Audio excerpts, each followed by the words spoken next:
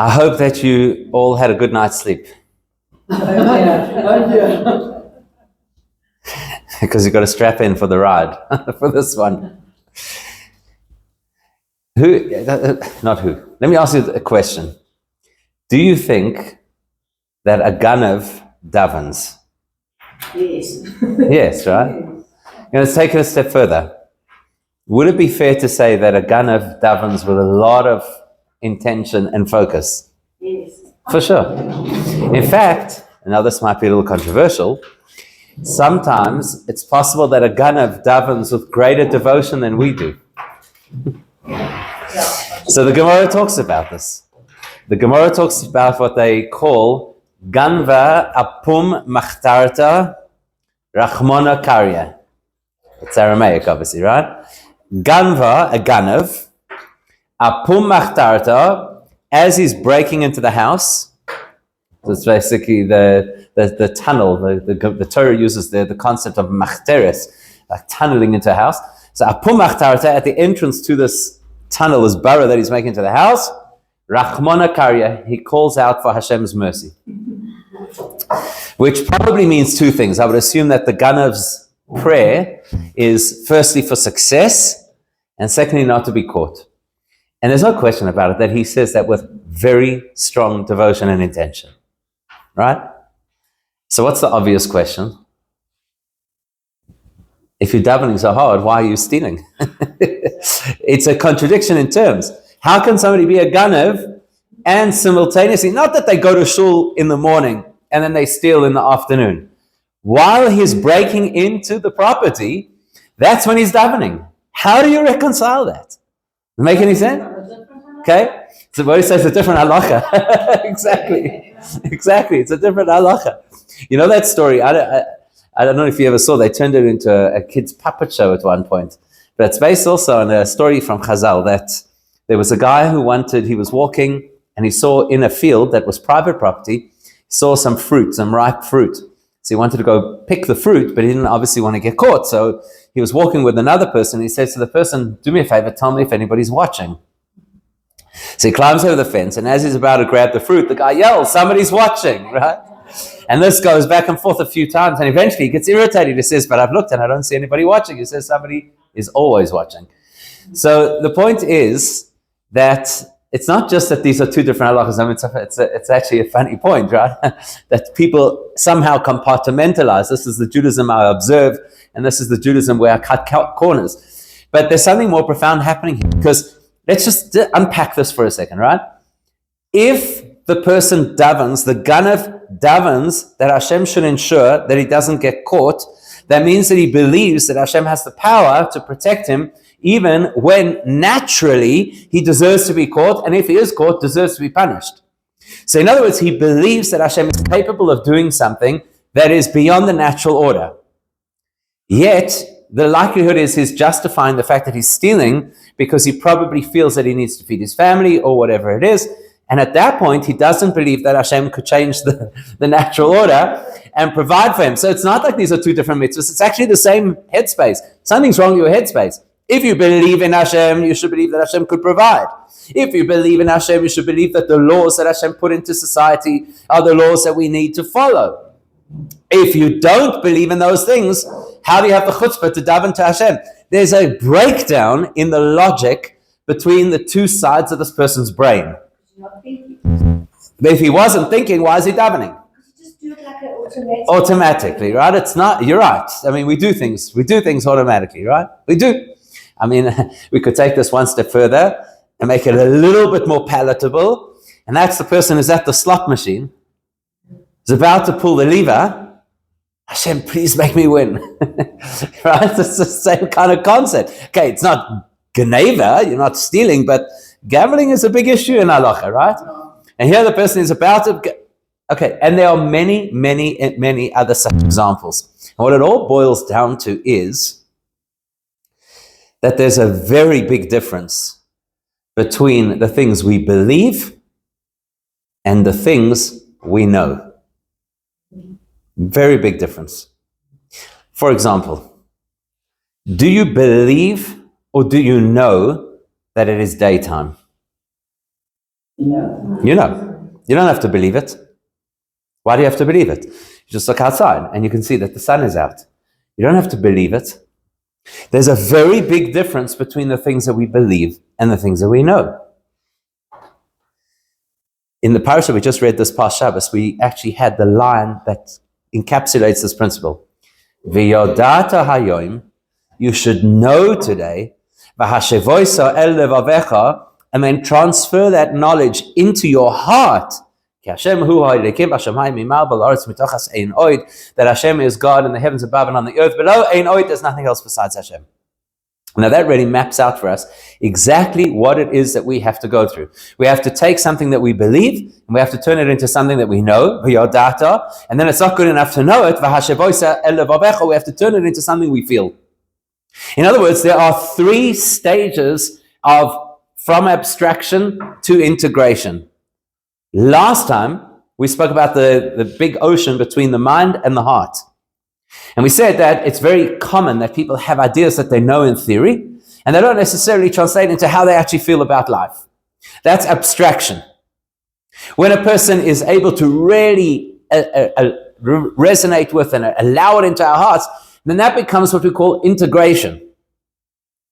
But there's an even further level of abstraction, which we have to first unpack before we can really come back to integration. And that is the abstraction, not just of the things that we know in theory, but we haven't applied to our lives, but the things we believe and we don't necessarily fully know. That's the highest level of abstraction. So just to illustrate the point, when the Rambam starts Mishnah Torah, his 14-volume encyclopedia of Jewish law, what's the first mitzvah that he gives us? Like the we have to make What would you put? If you were making a list of the mitzvahs, which mitzvah would you put first? Keep Shabbos. Why keep Shabbos?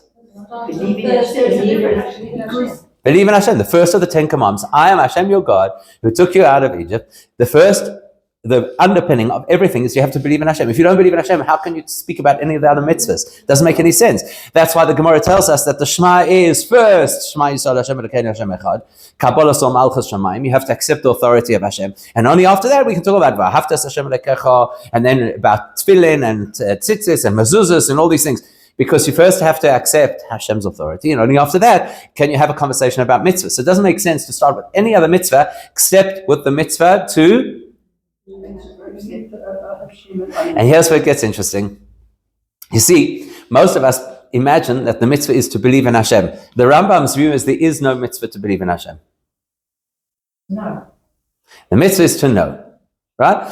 And that's why the Rambam starts off by telling us, Yesoid ha-yesoidos, the foundation of all foundations, v'amud ha-chochmos, and the pillar on which all wisdom is built, Leida, is to know sheyesh sham motzi rishon, that there's an original core being. He doesn't say to believe. Doesn't use the word lahamin at all in that entire section. He says Leida, to know. Why do you think that is? Why do you think he doesn't say that there's a mitzvah to believe? The belief isn't concrete. Right. There's always room to doubt. You haven't solidified. Right, you haven't solidified. So that's the next mitzvah, by the way, which is love. That's when you solidify with your feelings. But why don't we start with a mitzvah to believe? It needs to be real, right? It needs to be real. So there's 2 possible reasons. There's 2 possible reasons why the Rambam does not start with a mitzvah to believe. The first is, if you didn't believe, why would you be here? Why would you be reading this book if you didn't already believe? In other words, there's an assumption that you already have belief by the time you start to do the study. And so therefore we need to go to the next layer, which is to translate that belief into something that you know. But the truth of the matter is that brings us to the second point. It's not just that he makes an assumption that if you've opened up his book, you already believe in Hashem. We know that the Yisrael ma'aminim b'nei ma'aminim, that it's in our DNA. Belief is part of who we are. It's inescapable. You cannot not believe as a Jewish person. Sorry, we're stuck. There's no way out. Belief is part of us, and if we don't address it, it will morph into Jewish guilt. Those are the options. Either you embrace your belief or you have to live with the pain of Jewish guilt. But they're inescapable. Inescapable. And we can prove this, by the way, because if you have a look around the world and you see Jewish people who are so clear in the fact that they don't identify with their Judaism, the very fact that they have to make such a big deal about how they don't identify with their Judaism tells you that they think Judaism is something. It's like the guy, I don't know if you heard the story, apparently it's a true story, that there was a person who was a Holocaust survivor, and you can never judge somebody in that situation. There was a guy who was a Holocaust survivor. He was so hurt, he was so resentful when he came out of the Holocaust, having lost multiple family members, that he said he no longer believes in God.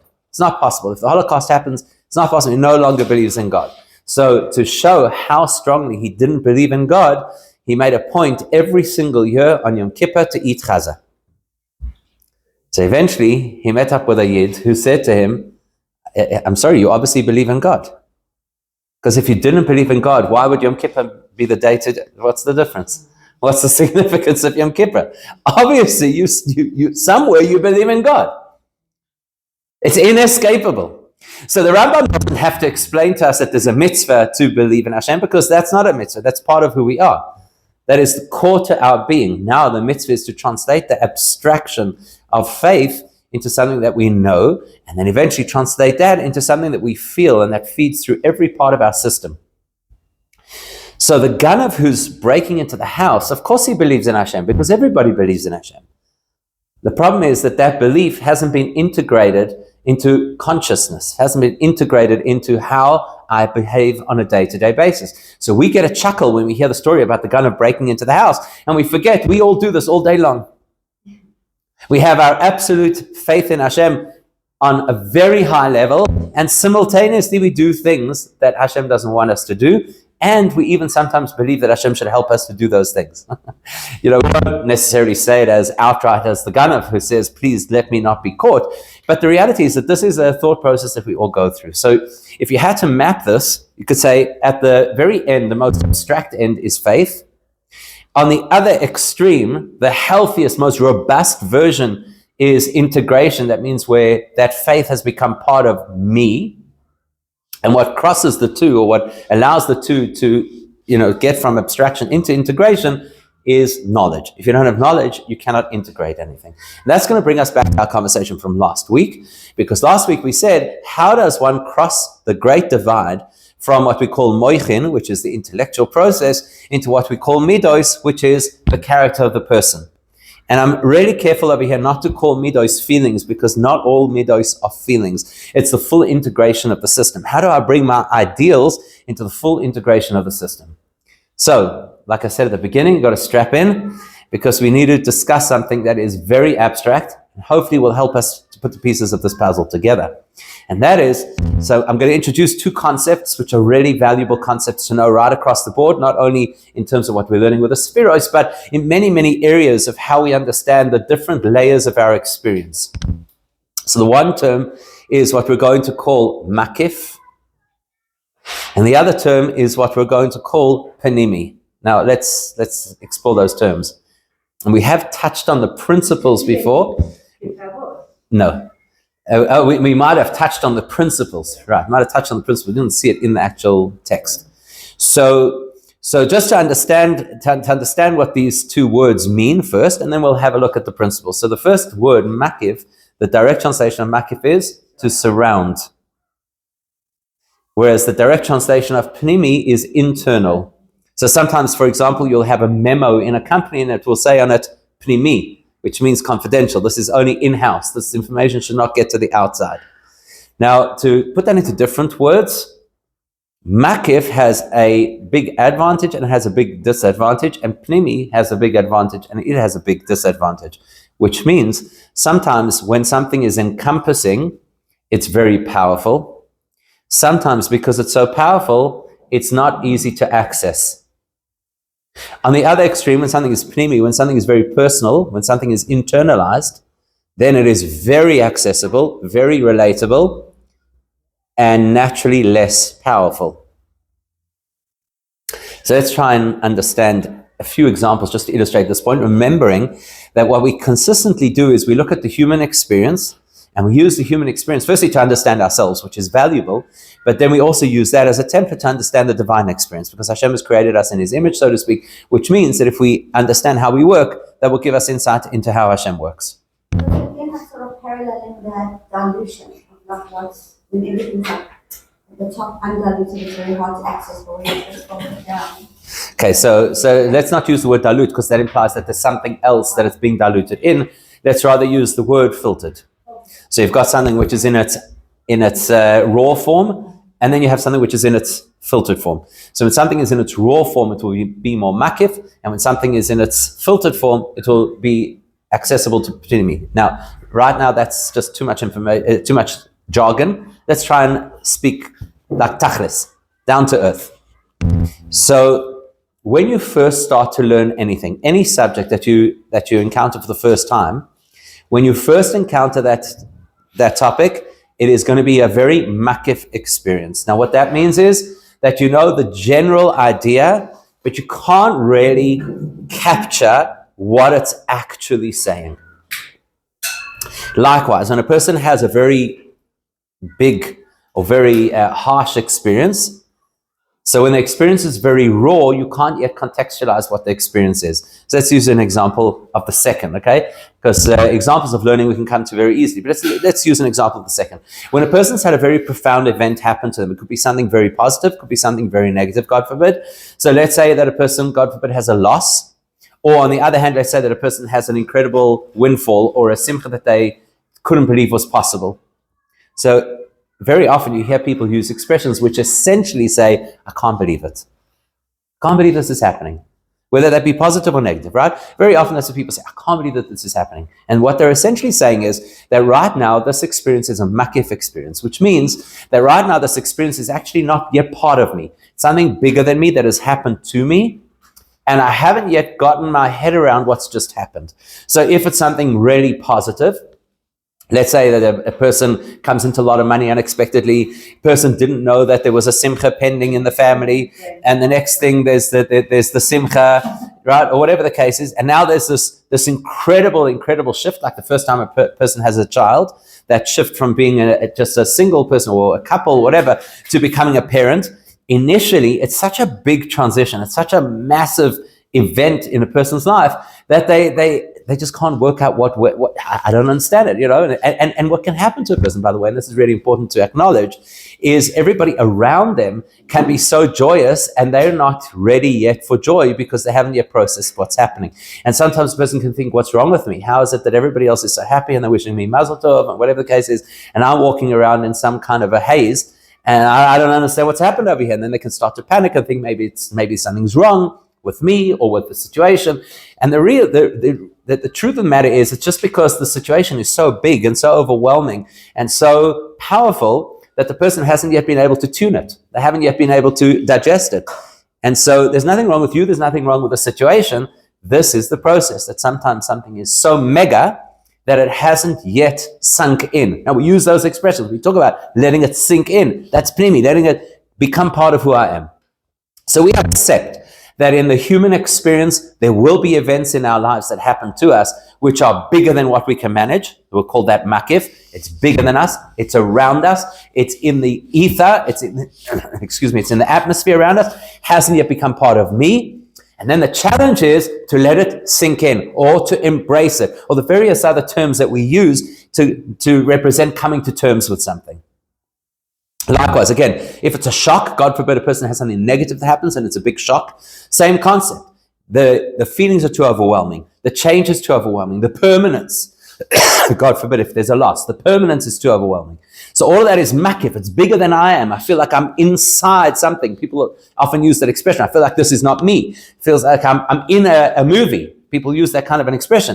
They're almost externalizing themselves from the event that's happening. And the reason is because right now the event is way too big, way too overwhelming. So I don't know how to contextualize the event, either to make it part of my life, accept it that it's not part of my life, or to put myself into the picture and say that it's actually happening to me, not to some other disembodied person that I'm speaking of. And very often people will say that. I feel like I'm talking about somebody else. I can't believe this is actually me, which tells you that this is a makif experience. It's an experience which lives outside of who I am. And then through the course of coming to terms with what's happened, either positive or negative, so it seeps into our system. And our system is multifaceted. So it seeps into our minds. We actually start to understand and process what's happened. That seeps into our feelings. So we feel a particular way. Either we start to develop that simcha that we were so worried of. Where was that? I was supposed to be so happy. And where's that simcha? Or the person starts to feel sadness, because very often when a person has a loss, especially if it's a traumatic loss, they say, but I don't understand. I'm not feeling sad. I'm not devastated. And people use the expression that they're feeling numb. And the reason for that is because it hasn't yet seeped in. The event is too big for a person just to swallow whole. So it's got to take some time until eventually it comes into feelings. And then there are other parts of our system that are not only feelings.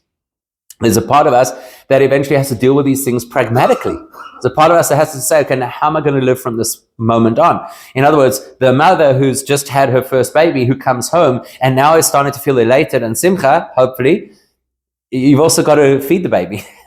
You can't just live with simcha. And God forbid if a person has a terrible loss, then at some point, and it's not necessarily on anybody else's timeline, but at some point they have to start working out how am I going to live now with this modified life, with this person no longer in my life.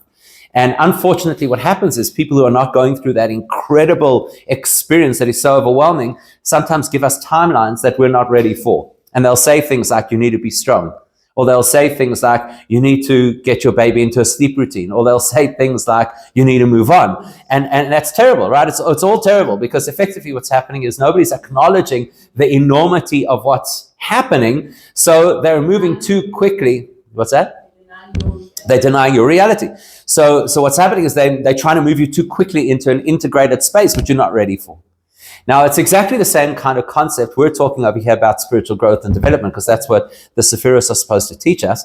So it's the same thing. When we expose ourselves to a new concept, like, for example, what we're learning over here, I'm sure some of this information is new information, right? So when we expose ourselves to a new concept, we can't do to ourselves intellectually what we would never do to ourselves emotionally. Right? We'd always cut ourselves slack and say, look, this is going to take time and I need to be able to process. And yet somehow we think that we're just going to snap our fingers and understand new and big concepts immediately. It doesn't work that way. So there has to be a system of integration. There has to be a way to allow ourselves to take these really powerful things and introduce them into our lives until eventually one day it's no longer what we believe, but it's actually what we know. And that would be the ultimate goal. V'yodata hayom, that you should get to the point of knowing that whatever it is that we believe about Hashem, as long as it remains just a belief, then it is a makif experience, which means sometimes it could feel overwhelming, sometimes it could feel distant, because makif also is not part of me. So if it's not part of me, it feels distant. In the same way as the person could say, I feel like I'm watching a movie, I don't believe this is my life. In the same way, a person can have a similar attitude towards Hashem, which is, I feel like Hashem is an abstract concept. I don't feel Hashem is with me in my life. And I believe in Hashem, and it's not, God forbid, that I intend any rebellion, but I don't feel it. I don't see it. It's not real to me. So what we need to try and do is move ourselves from that place and allow ourselves to integrate to the extent that it becomes absolutely real. So let's see for a moment what that might look like. Again, in the parasha we just read this past Shabbos, we had a very interesting expression. Ata har'esa lo da'as ki Hashem hu ha'elekim ein oid melvadoi. So we're going to focus on the first part of that verse. Ata, you, and it's in the singular. So even though Moshe is addressing all 2-3 million Jews who are standing there, he says to them in the singular, Ata, each one of you individually, har'esa lo da'as, you were shown to know. It's a very interesting expression. And basically he's referring to the time of the giving of the Torah, which is a big theme of the parasha we just read, because at the time of the giving of the Torah, Hashem exposed himself to us in such a way that we got to know that Hashem exists. Up until that point in time, people believed that Hashem existed, and whatever those levels of belief were. And now en masse, there was exposure to Hashem, and once you see something, you can no longer just believe it. You know that to say seeing is believing? There's something real to that, because when you've seen something with your own eyes, we don't say seeing is believing, we say seeing is knowing. Once you've seen something, as long as you hear about it, that's believing. I have to believe you. How do I know that you're an authentic source? How do I know you're not exaggerating? If I'm just hearing something, then I have to believe what I'm hearing. But if I see something, I no longer have to believe, because now I know it because I've seen it. So Ato Harei Solodas, Hashem is telling, well, Moshe is telling the Jewish people in Hashem's name, that now you have gotten to see Hashem. It's no longer this abstraction. It's something that is going to be real in your lives, and therefore you're going to be able to do things that nobody else could do before. Like, for example, cross the Jordan and conquer the land and turn it into a holy place. Canaan, which was the most perverse series of nations on earth, and you're going to go and you're going to turn that place into a holy place. How? Because you've seen, because it's real. Because when Hashem is real to you, and when Yiddishkeit is real to you, then you can step out into the world and you could be a positive influence, and you could transform the world instead of trying to reconcile your beliefs with your experiences. So that's an example of what it looks like. So now, here's where things start to get a little bit interesting. In the language of Sephiros, we've spoken that there's a system of 10 Sephiros, and then we've spoken about the fact that there is almost an Uber Sphira called Keser, the crown. And the reason it's called a crown is because it sits above the entire system, in the same way as the crown sits on the head of the king who's wearing, or the king or the queen who's wearing it, right? Then you have the system. The system is comprised of 10 Sephiros. And we also identified that the system has two major components to it. It has a component called moichin. Part of the system is the intellectual side. And it has a part of the system called midos, which we are calling the characteristics of either the individual or of the whole divine system. We also said last week that between the world of moichin and the world of midos, there's this massive ocean, because fundamentally they are not only different, but they're actually opposing forces. The goal of moichin is to find objective truths. The goal of midos is to contextualize things personally. So the minute I make something personal and subjective, I'm no longer able to seek objectivity. So they don't work together. They don't play well together.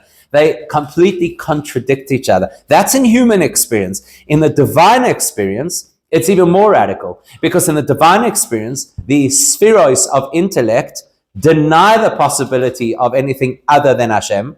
So it kind of pulls away from creation back towards oneness. And creation happens from the midos, as we learned last week. The 6 days of creation represent the 6 dynamic midos, and Shabbos represents the passive midah. So how do you reconcile the two? How can they ever play together? How can they ever work together? The one is pulling away from creation back to oneness, and the other is dafka causing creation to happen. So the very last thing we discussed last week is the idea of what we call the kosuv hashlishi.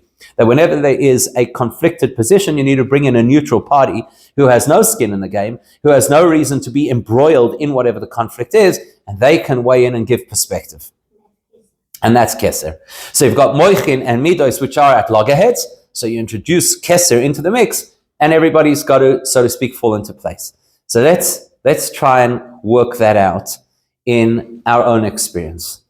We, in our own experience, often have a conflict between what we think and what we feel, what we understand and how we relate to what we understand. In other words, let's use an example that hopefully nobody here can relate to. So the idea is, in my mind, I know how much I should eat at a bar mitzvah to be healthy. When I actually see what the caterers put out, then my mind still tells me I should not have that particular dessert, because that's a little bit more than I should be eating, and I'll end up having the dessert. Why? Because I feel like I want it. So there's a conflict between what my mind knows and what I feel. And usually, when that conflict is at play, usually the feelings override the mind. Usually. So what do we tell people that they need to have in order to be able to hold back? We tell them they need to have self-control. Another word, willpower. We tell people you have to have willpower. Now, in the language of Jewish mysticism, willpower is what we call ratzon. Ratzon is the things I deeply want, not the things I superficially want. So when I see the chocolate mousse, I want the chocolate mousse. That is true. That's a superficial want. That's a want that is driven by midos, because it's going to make me now feel better. And human beings, for whatever reason, have been designed that we prioritize the things that feel good now rather than the things that have value in the long term. So if I'm using my so-called, as they say in the scientific world, my reptilian brain, or as we call it, lahavdil, in the Torah world, my animal soul, so that's what I want, and that's what I feel like. I feel like a chocolate mousse right now. You don't understand what kind of a week I've had, and chocolate mousse is going to be the answer.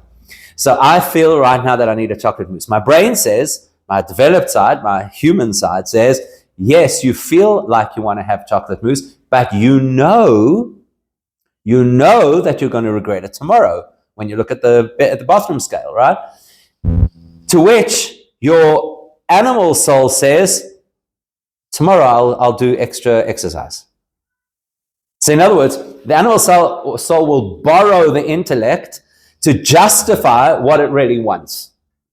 And so the brain is now no match, really, for what's going on. So we say, no, you need willpower. Now, what does willpower look like? Does willpower look like you negotiate?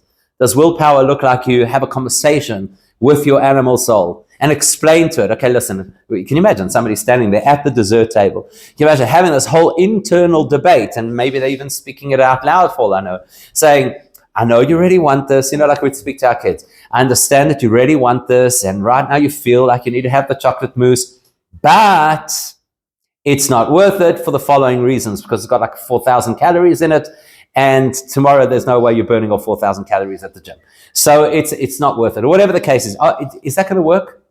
No, it's just going to cause us more stress, in which case we'll probably eat 2 things of chocolate mousse, right, in all likelihood, because we're going to be all worked up. Willpower doesn't negotiate. Willpower says, I made this resolution that I will not X, right? So I will not eat dessert, or I will not have a second helping of dessert, or I will not have X amount of calories in a day, whatever the case is. And then it's a mantra, basically, in my head that says, I said I'm not doing this. I said I'm not doing that. We're not negotiating. There's nothing to talk about, because the minute I open myself to negotiations, I'm going to lose. So willpower is bigger than the system. Willpower is not saying there's no room for thought, there's no room for feelings, there's only room for the big commitment that I'm living by. So that's like a keser relative to a system. It's bigger than the system. I have something about myself that is greater than the thought process, greater than the feeling process, greater than the attempt to try to reconcile the thoughts and the feelings. So that's what keser is, which means when you introduce keser into the mix, everything else in the system falls in line. We have a word for this. We call this word bitul. Bitul means submission. It's more than humility. Bitul means submission. So let's think about this. Let's assume back in the old days when they actually had monarchies that were real monarchies. If the king walks into the room, what would happen? You would bow. You wouldn't stand, you would bow. And in those days, bowing wasn't just from the waist. Bowing was on the floor. You would prostrate yourself on the floor. Now, before the king walked into the room, there certainly would have been a hierarchy in the room. Some people would be the intellectuals in the room. Some people would be the wealthy people in the room. Some people would be leadership within the political system. Some people would have been the vagabonds in the room. And when the king walks in, everybody has to comply equally to the authority of the king. So everybody's down on the ground, prostrating themselves. Doesn't matter who you are. Doesn't matter if you're the local governor or if you're a panhandler. Doesn't make a difference. Because in the presence of the king, everybody is equal.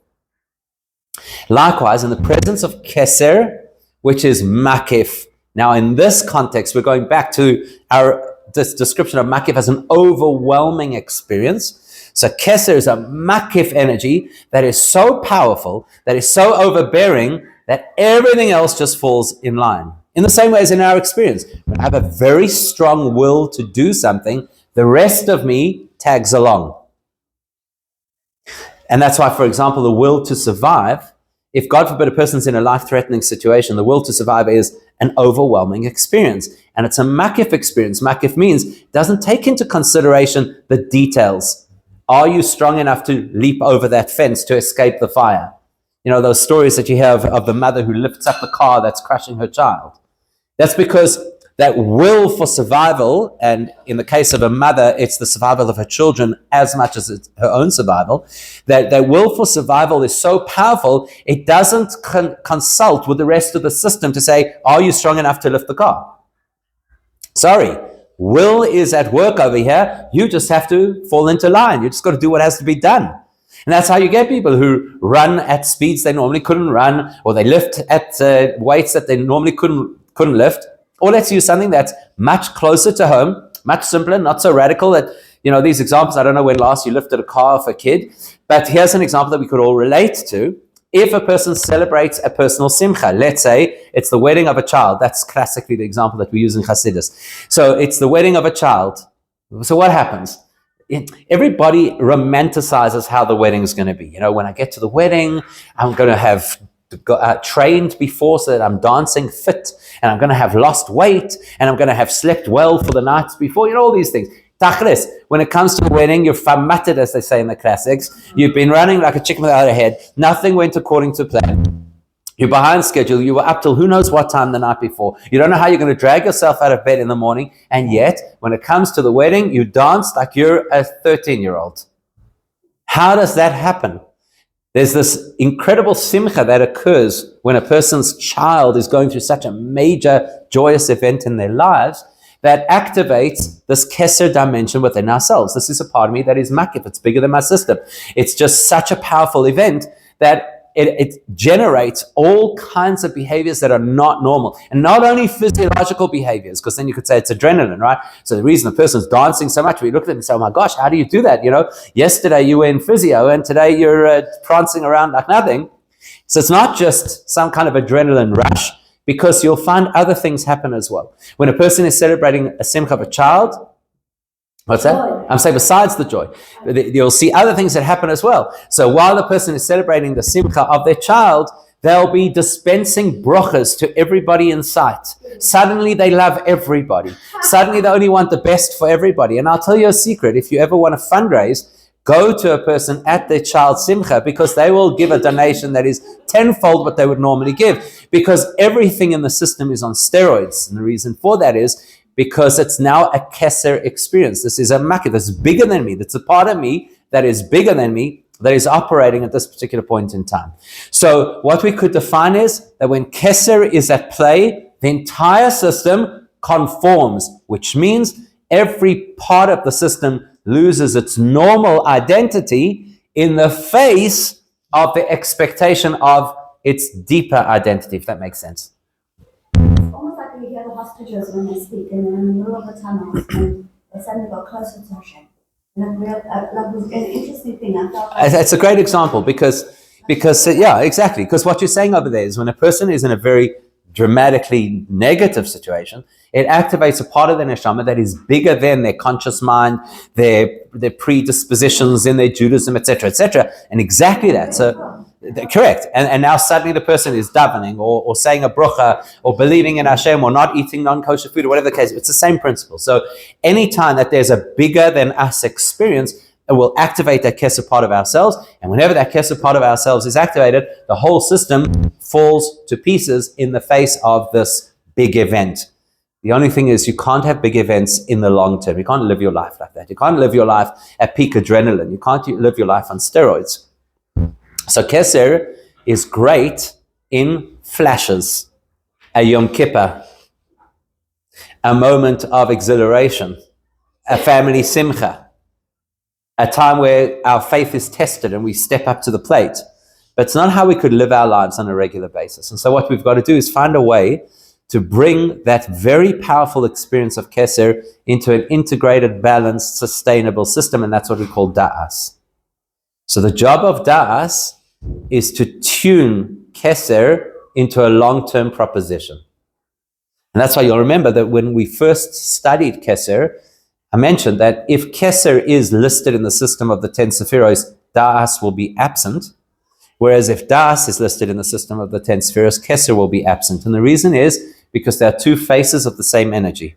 So either it's manifesting as the overwhelming power that breaks down the system to conform to a bigger picture, then it's playing the Keser role, or it's integrating the whole system together in a very meaningful way, in which case it's playing the Da'as role. So we already identified that when you have a conflict between two individuals, then you've got to introduce a third party who is not stuck in the nonsense of these two individuals, and that's who will be able to help to mediate.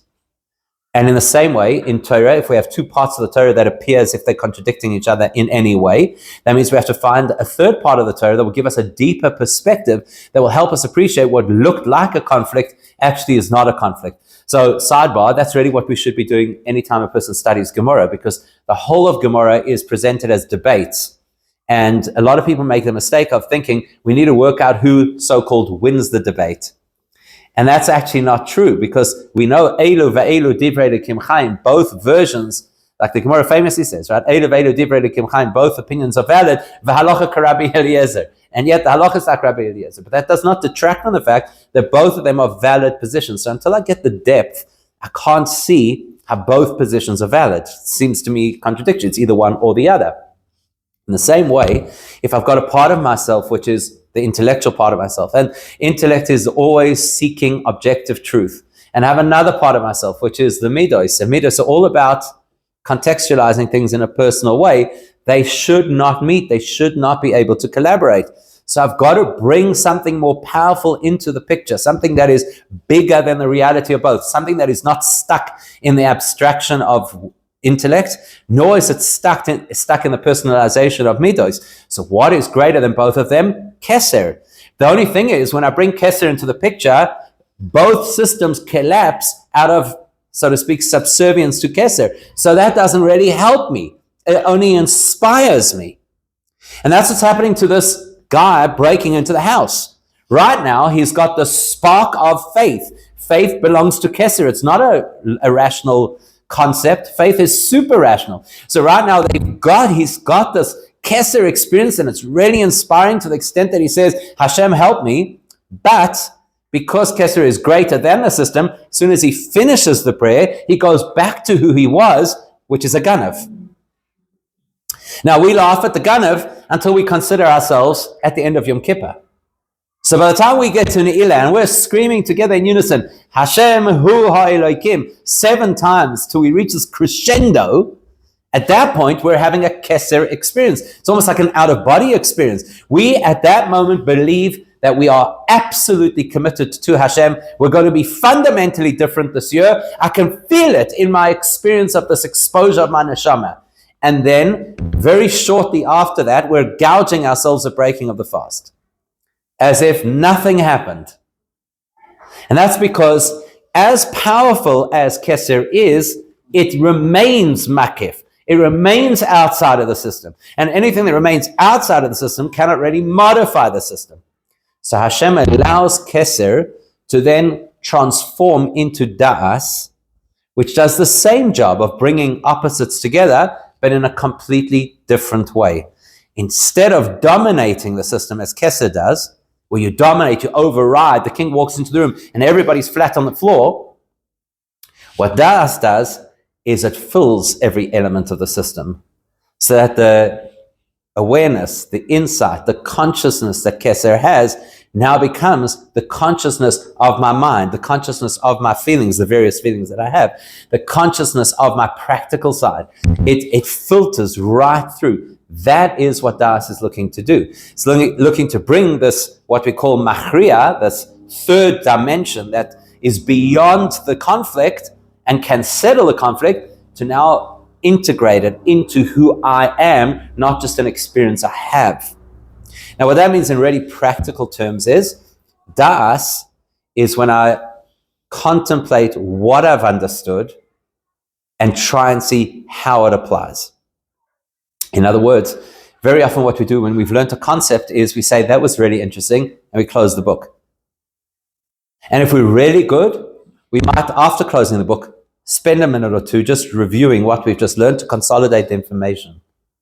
But what we haven't done yet is we haven't done an exercise that takes that information and makes it personal. And that's what Da'as wants us to do. Da'as wants to say the information comes from a very high source, very powerful stuff, And now the trick is that you've got to think about the high level information and then the relevance personally of that information. And that's what we should be doing with every single bit of Torah that we learn. So it's the high level information and then the relevance to me. That's what Torah comes from the word Hora'ah, instruction. That's what it is, instruction. It is not academia, it is instruction. It's about taking concepts that are way beyond us and turning them into instructions for our lives. So the place that we would start doing this, believe it or not, is in davening. Because davening is designed as a whole series of triggers where you can pull information that you've already learned and you can say, let me meditate on that information. Shema Yisrael Hashem Elokeinu Hashem Echad, which is obviously the epicenter of davening, but is also one of the key meditations that we have in Judaism, is Shema. Shema means to hear, to absorb that Hashem Elokeinu. Before we even get to Hashem Echad, just that Hashem Elokeinu. We've learned this information. We know that the name Hashem is spelled Yud Kei Vav Kei, and that represents a particular dimension of godliness, which is completely beyond the natural order, and therefore it's past, present, and future all at one. And it's also the word for lahavot, to bring into existence. So that's the ultimate name of Hashem. And Elokim is from the Gematria Teva, and Elokim also means power. And now we're making a personal Elokeinu, our power. So the meditation there is to say, Hashem, who is completely beyond the system, is accessible to me. Elokeinu, not only accessible, is my power, is my source of life. So if I meditate on that, then I'm no longer just thinking Hashem exists, I'm thinking Hashem is personal. Elokeinu. And if we spend time on these kinds of processes, instead of just going through words of davening or believing that there's some breakdown between what we learn and what we daven, we start working these together, that helps to build our das. That helps to integrate very, very profound concepts into very relatable parts of our lives. That is the mitzvah. The mitzvah is